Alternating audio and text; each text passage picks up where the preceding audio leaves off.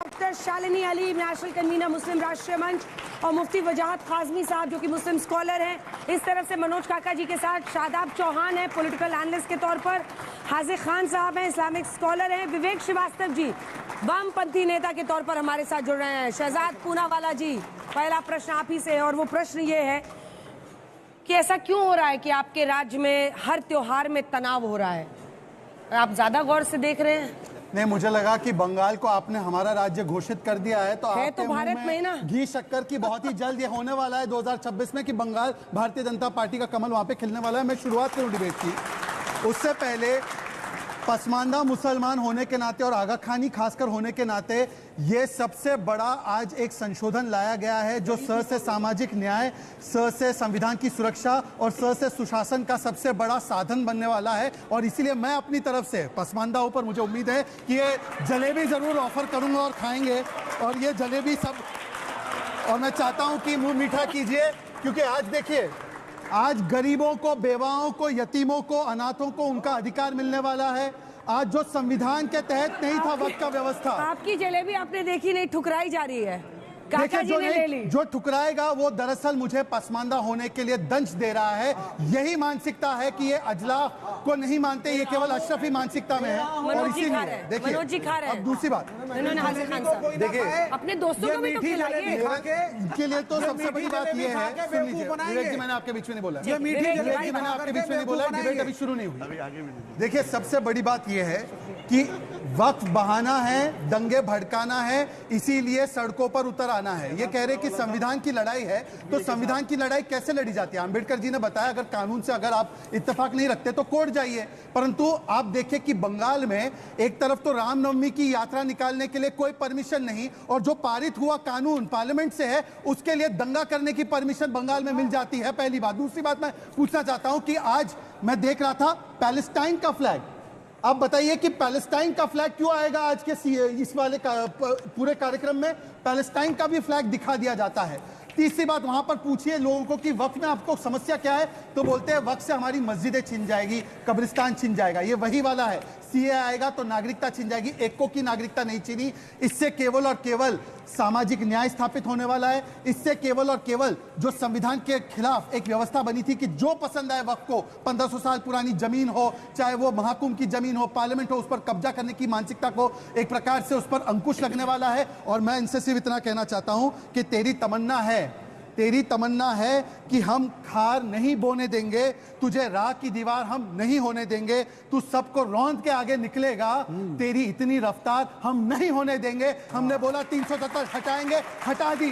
UCC लाएंगे, लाया। CA लाएंगे, लाया। 3 तलाक हटाएंगे, हटा दिया। और आज हमने वक्त का संशोधन भी कर दिया है। मनोज काका जी, क्यों अगर जुमा है तो संभल में हाई अलर्ट, यूपी के कई हिस्सों में, अगर रामनवमी आने वाला है तो फिर हाई अलर्ट, इस तरह का डर? देखिए अंजना जी, पहले तो मुझे बहुत खुशी है, और हम सबको, ये जितने नौजवान बैठे होंगे सबको खुशी हुई होगी कि कम से कम शहजाद भाई ने ये स्वीकारा कि पासमानदा होने के चलते इनके साथ भेदभाव हो रहा है। तो मैं भारतीय जनता पार्टी से कहना चाहूंगा कि भारतीय जनता पार्टी से मैं कहना चाहूंगा कि किसी तरह का, बात पूरी हो जाने दो, किसी तरह का भेदभाव मत करिए। हिंदू हो या मुस्लिम के एहसासात को मत छेड़िए, अपनी कुर्सी के लिए जज्बात को मत छेड़िए, और छेड़िए एक जंग मिलजुल कर गरीबी के खिलाफ। दोस्त मेरे मजहबी नगमात को मत छेड़िए। तो भारतीय जनता पार्टी से सवाल है, आपने बड़ा अच्छा कहा कि पासमानदा आप हैं। मैं भारतीय जनता पार्टी से जानना चाहता हूं, पूरा देश जानना चाह रहा है कि वक्फ बिल तो अब आया है, इस बिल से पहले इस देश का केंद्रीय बजट कितना है? 50 लाख करोड़ का है। ये जलेबी आपको तो नसीब हुई नहीं। उन लोगों से आपने जलेबी के बारे में पूछा इस देश में जो 45 साल के भयंकर बेरोजगारी का दंश झेल रहे नौजवान? इनसे पूछा आपने? इस देश में सबसे बड़ी पार्टी भारतीय जनता पार्टी है। आप कभी ये पूछ पाए शहजाद भाई कि क्यों नहीं उन्होंने, मनोज जी के सवाल का जवाब नहीं उन्होंने मुसलमानों को कम से कम राजनीतिक संरक्षण तो दिया होता? सबसे ज्यादा सांसद है, सबसे ज्यादा उनके पास विधायक है, एमएलसी है, कितने बनाया? एक सांसद नहीं, लोकसभा राज्यसभा में बहस हुई, एक सांसद। और आप लोकतंत्र में कोई वर्ग, कोई समाज बिना आर्थिक, सामाजिक और राजनैतिक संरक्षण के कोई समाज कोई बल उत्थान नहीं कर सकता। अब मैं और इसलिए इनको अभी इन्होंने बेरोजगारी की बात की। हाँ जी, मनोज जी आपने पूरी हो जाए। मैं मोदी जी से ये देश जानना चाह रहा है कि अगर आप मुसलमानों के इतने हितैषी हैं, आप वक्फ बिल में अमेंडमेंट लाके अगर मुसलमानों का इतना सशक्तिकरण करना चाह रहे हैं, तो 11 साल से जो आप काला धन ला रहे थे, काला धन तो ले नहीं आ पाए, अच्छा दिन ले नहीं आ पाए, नौजवानों के लिए 2 करोड़ रोजगार ले नहीं आ पाए। और इस देश में अब जो इस सरकार की रिपोर्ट है कि 1.5 लाख करोड़ रुपए प्रति महीना जीएसटी का टैक्स आ रहा, तो वह बिल से ही क्या सारे समाज का, सारे वर्ग का उत्थान हो जाएगा? और अब देश के जो 50 लाख करोड़ रुपए का जो बजट है, उसमें मुसलमानों का कुछ नहीं है क्या? मुसलमान हमारा दूसरे दर्जे का नागरिक है? छोटा सा जवाब फिर मैं जाऊंगी आने में मानूंगा, एकदम छोटा सा। उन्होंने बेरोजगारी की बात की। आपको पता होगा कि इसी बंगाल में जहां पर प्रदर्शन हो रहा है वक्त के नाम पर, वहां पर 25,000 अपॉइंटमेंट भ्रष्टाचार के कारण कैंसिल हुआ।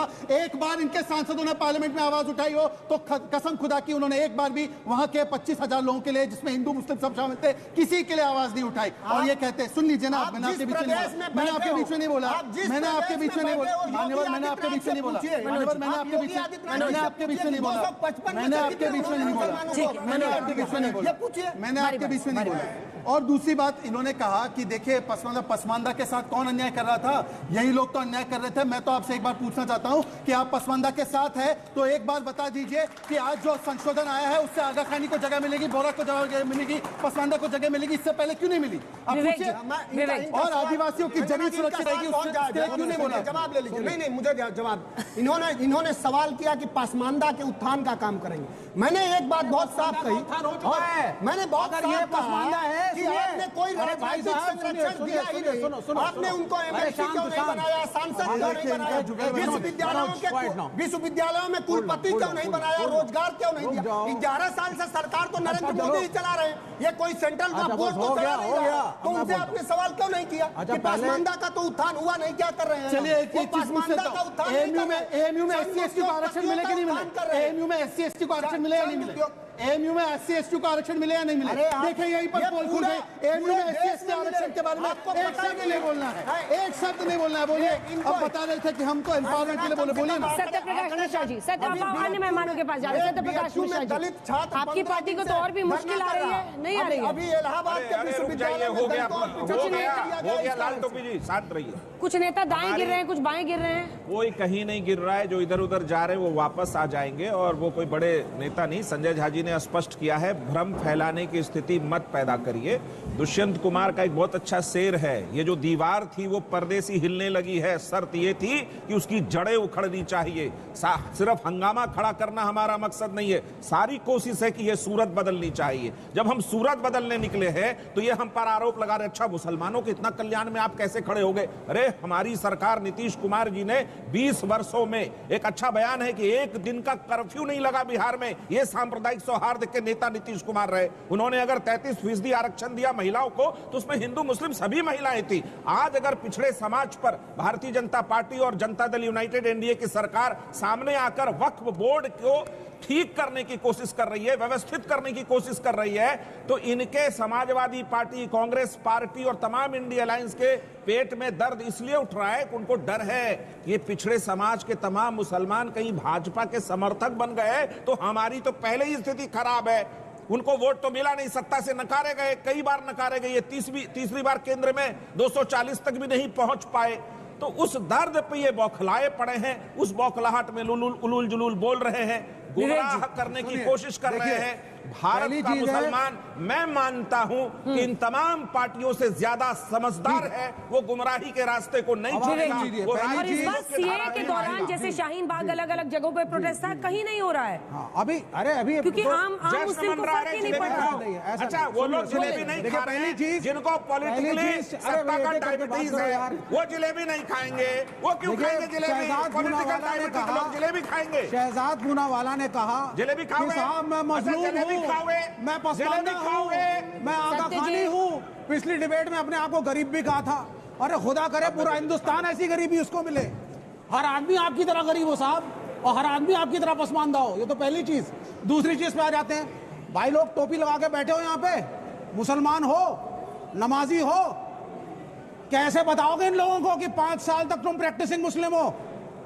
क्या सबूत दोगे? और सबूत नहीं दे पाओगे तो वक्फ नहीं कर सकते कुछ आगे। ये जानते हो, ये है बीजेपी का शासन। ये बैठे हुए हैं राष्ट्रीय मुस्लिम मंच की मेरी बहन शालिनी अली जी, इनसे पूछिए कि मैडम टोपी लगाते हैं, नमाज पढ़ते हैं, आपको सबूत कैसे देंगे कि 5 साल नमाज पढ़ी हमने? कैमरा लगवाओगी क्या घर घर में? सर पूछिए इनसे, पूछिए जरा। दूसरी बात सुनिए आगे, बारी से इसका जवाब आप दीजिएगा, पूरा कर ले वो, इन दोनों को दिखा। ऐसे है अखबार पढ़ते हैं, नहीं पढ़ते होंगे या भूल गए हैं कि अखबार में आपको एक एडवर्टाइजमेंट देना होता है, अगर आप अपना नाम बदल रहे होते हैं। मैडम वो बैठे हुए